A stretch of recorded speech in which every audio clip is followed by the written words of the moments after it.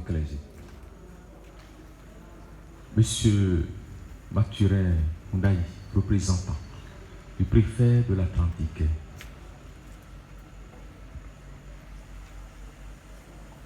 Révérend Père Hubert Huillet, délégué national de l'UCD, chères autorités,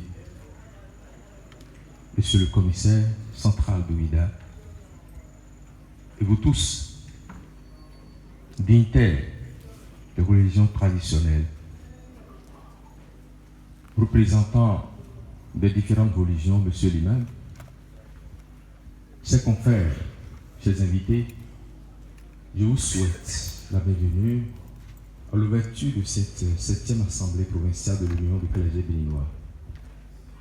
C'est un rendez-vous pour nous de célébrer et de vivre la fraternité sacerdotale. Si l'on choisit son ami ou ses amis, on ne peut choisir son frère ou ses frères. La fraternité est en effet un don qui fait entrer dans un filet de relations dont la bonne santé dépend de l'implication et de l'engagement de chacun. En ce qui nous concerne, le baptême nous a fait entrer dans le réseau christique que nous appelons la communion des saints, faisant de nous des frères dans le Christ. En associant des hommes à sa mission, le Seigneur les appelle à un niveau particulier de la fraternité. L'appartenance à un corps que nous appelons la fraternité sacerdotale.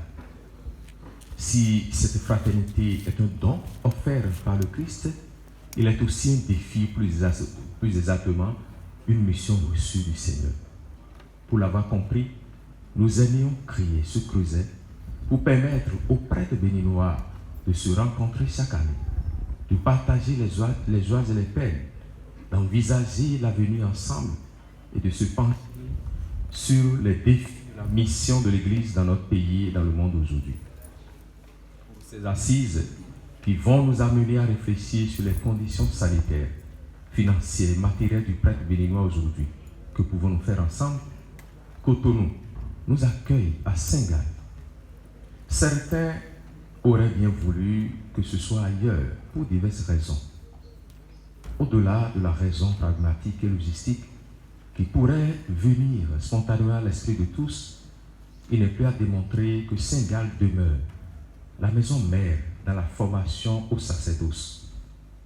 Et notre cher cardinal Bernadette Ganty, de vénérée mémoire, l'appelait la matrice vocationnelle de notre pays.